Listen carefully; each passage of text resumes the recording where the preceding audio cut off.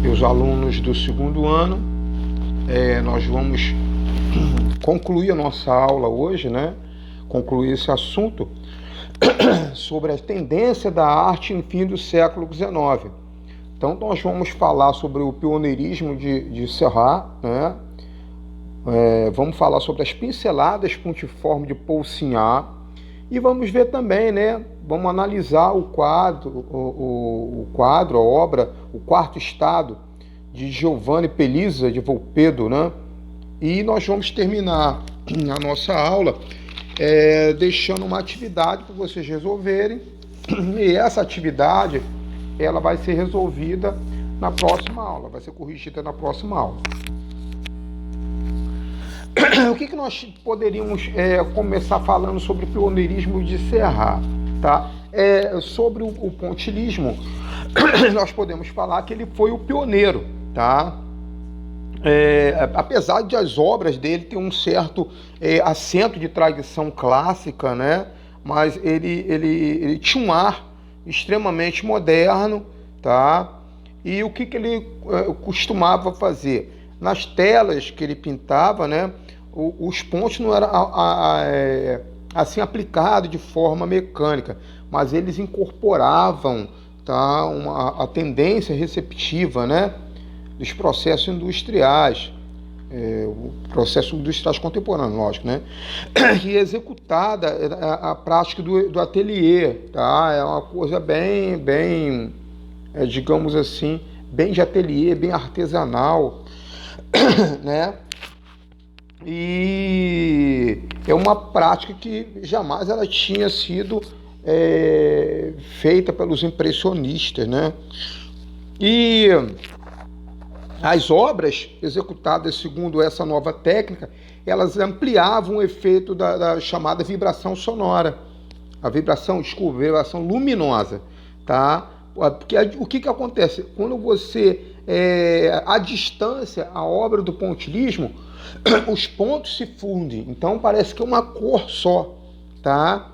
Mas a obra de pontilhismo não é uma obra para você olhar de perto, é uma obra para você ganhar a distância e você vai ver que os pontos se unem formando uma camada só, tá? Então, quando você se afasta, os pontinhos se revelam de uma forma unida, tá? Unida e vibrante, né? Outro aspecto o adepto do pontilhismo é o Paul Signac, né?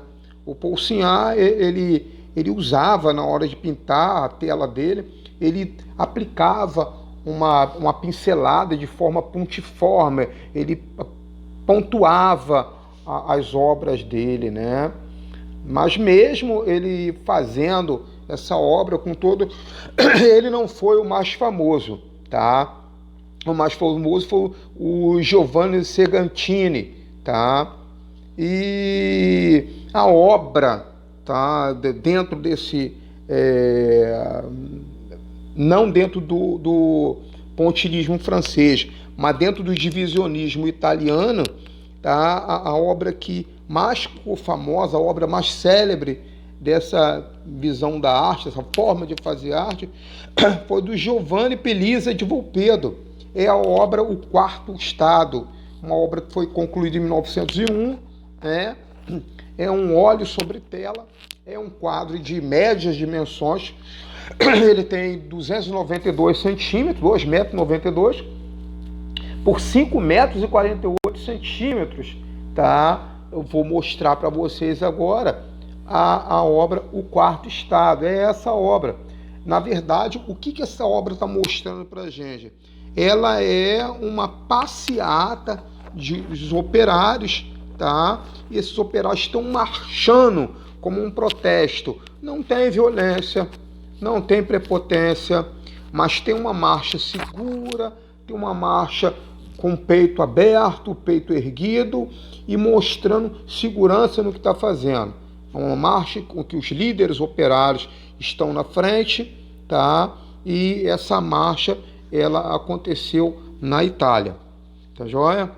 Bem, para concluir a nossa matéria, eu vou deixar uma atividade para vocês, que vocês vão pesquisar um pouco mais sobre essa obra, O Quarto Estado, do José Pelisa de Volpedo, e eu pedi vocês para resolver esse trabalho, que vai ser corrigido na próxima aula, tá? A pergunta é: o contexto histórico dessa obra está relacionado às revoluções liberais, quando a burguesia liderou os demais, status da sociedade contra os privilégios do clero e da nobreza. Letra B, ao início da Revolução Industrial na Inglaterra, que gerou a ideia de luta de classe entre proletariados e aristocratas.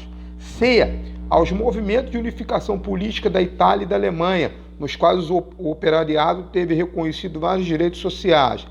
D, a origem do movimento operário a partir da aprovação das reivindicações dos bolcheviques pelo parlamento russo.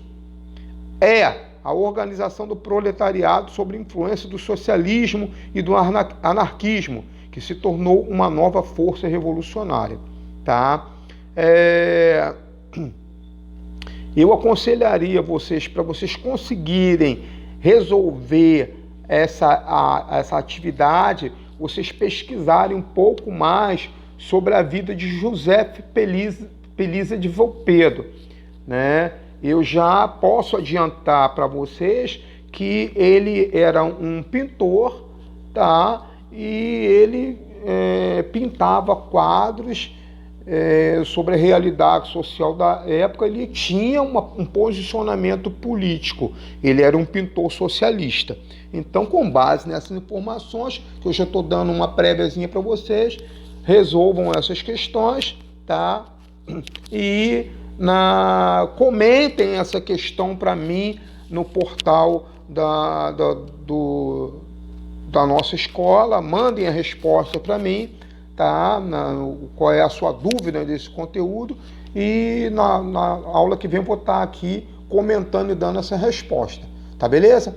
Um abraço para vocês e até a nossa próxima aula. Por hoje é só.